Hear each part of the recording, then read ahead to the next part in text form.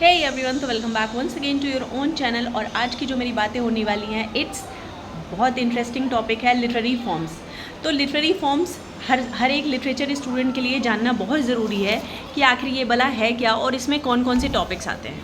तो देखिए, हमारी जो लिटरेचर है उसमें जो मेजर लिटरेरी फॉर्म्स हैं वो है आपका प्रोज़, पोएट्री, ड्रामा। ठीक है। अब प्रोज़ में भी उन्होंने प्रोज़ को भी दो अलग अलग फॉर्म्स में डिवाइड कर रखा है। एक तो है आपका फ़िक्शन और एक है नॉन फिक्शन। अब फिक्शन में क्या आ जाता है, तो आगे बढ़ने से पहले अगर आपको अभी तक की वीडियो अच्छी लग रही है तो चैनल को सब्सक्राइब कर लेना, वीडियो को लाइक कर देना। चलिए अब आगे बढ़ते हैं। तो देखिए, प्रोज़ में भी ये फिक्शन आता है। फिक्शन मतलब जो रियल वर्ड से नहीं कनेक्ट करता, जो हमारी इमेजिनेशन की उपज है। मतलब हमने इमेजिन किया कि हम अभी यहाँ बैठे बैठे ऑस्ट्रेलिया में घूम रहे हैं। हम ऑस्ट्रेलिया में नहीं हैं, पर अगर हम इमेजिन करके उसके बारे में कुछ लिखते हैं तो वो हमारा आ जाएगा प्रोज़ फिक्शन में। प्रोज़ में भी फिक्शन वाले जॉनरा में। ठीक है। अच्छा, अब दूसरा क्या आता है उसमें, नॉन फिक्शन। तो नॉन फिक्शन में क्या क्या आती हैं? नॉन फिक्शन मतलब जो रियल है, जैसे कि मैंने अपनी ऑटोबायोग्राफी लिखी या मेरे बारे में बायोग्राफी किसी और ने लिखी, तो ऑटोबायोग्राफी और बायोग्राफी दोनों ही नॉन फिक्शन में आएंगे। ठीक है। उसके बाद में मेमोइर्स। मेमोइर्स माने कि मुझे मेरा बर्थडे, मान लो मुझे मेरा 10th बर्थडे बहुत अच्छे से सेलिब्रेट किया गया और वो मुझे डेट याद है और उस दिन क्या क्या हुआ था वो इवेंट्स याद हैं, मैं उनको पेन डाउन करना चाह रही हूँ, मैं उन्हें अपनी डायरी में लिखना चाह रही हूँ, उसको हम कहेंगे मेमोइर। मेमोइर वो होता है कि स्पेशल कोई इवेंट है उसके बारे में, उसी का जिक्र, उसी को डेडिकेट करते हुए उसी दिन का वर्णन करना। ठीक है। फिर नेक्स्ट आ जाता है हमारा नॉन फिक्शन में हिस्टोरिकल इवेंट।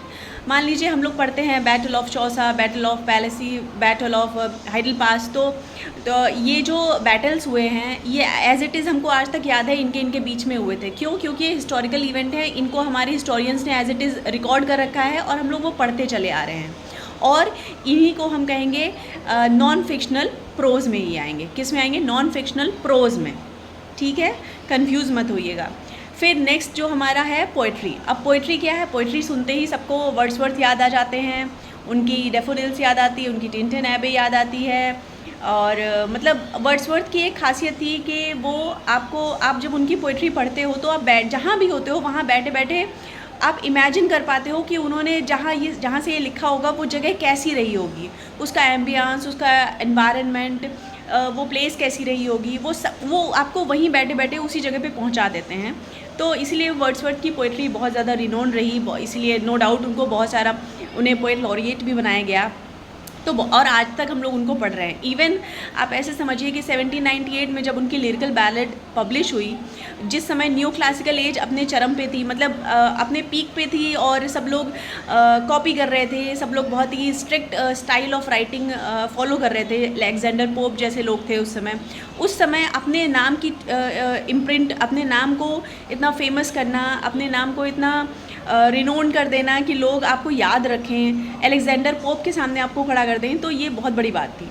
तो इसीलिए जो है, अब मान लीजिए पोइट्री की बात करते हैं, तो पोइट्री में भी लिटरेचर जो है, लिटरेचर किस तरह से है? रिदमिक फॉर्म में है, रिदमिक फॉर्म में। ठीक है।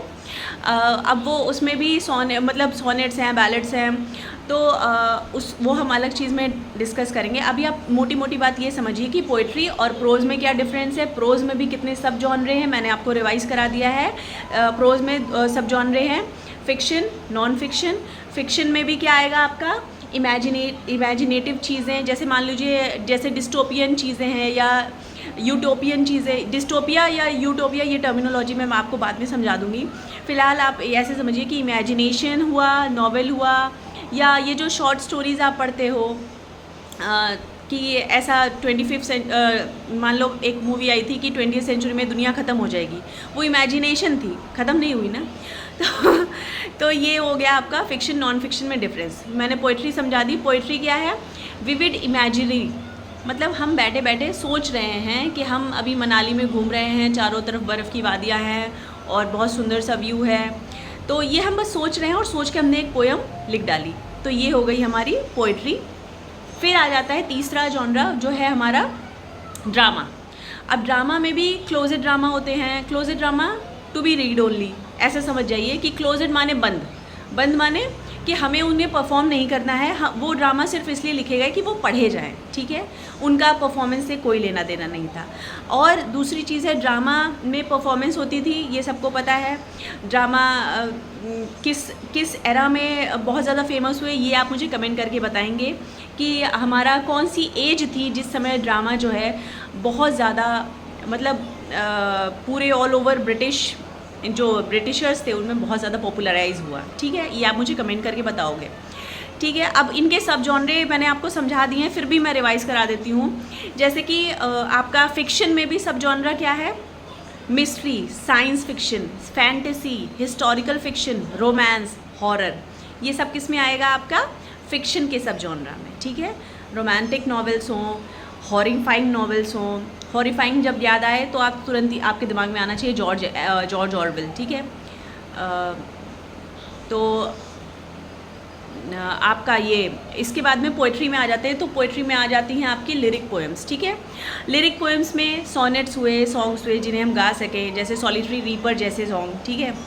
और आपकी एपिक पोएम्स हुई, या डिडैक्टिक पोइट्री। अगर डिडैक्टिक टर्म आपको नहीं पता है तो आप कमेंट पे एक बार, जिसको पता है वो कमेंट करके बताएगा, जिसको नहीं पता है वो पूछ सकते हैं, मैं उसको एक्सप्लेन कर दूँगी, ठीक है।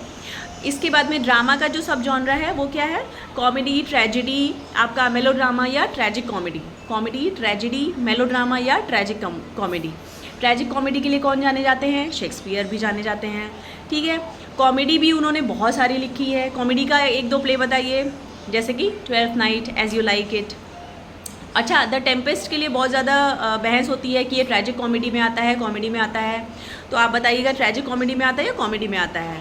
फिर आपका मेलोड्रामा, मेलोड्रामा मतलब जैसे अक्सर लड़कियों के लिए टर्मिनोलॉजी यूज़ की जाती है कि अरे क्या कितनी मेलोड्रामेटिक हो तुम, मतलब छोटी सी बात को रो धो के बहुत बड़ा कर देना, ओवर पावर करना किसी चीज़ को मतलब जो बहस करने लायक चीज़ भी नहीं होती है ना। मैं अब ये नहीं कह रही कि इवन लड़के भी ऐसा करते हैं, सिर्फ लड़कियां नहीं ऐसा करती हैं।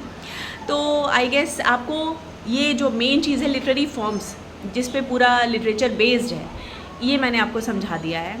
इसके बाद की जो मेरी वीडियो होगी वो आपकी होगी, कुछ इंपॉर्टेंट टर्म्स हम आपको समझा देंगे, जैसे कि आपका एलिगरी क्या है, बैलेड क्या है, ओड क्या है, सोनेट क्या है, ब्लैंक वर्ड्स क्या है, ठीक है। तो ये मेरी अगली वीडियो का वेट करिएगा, वो फुली मैं नेक्स्ट डे ही ज़्यादातर वीडियो आपको आप तक पहुंचा देती हूँ।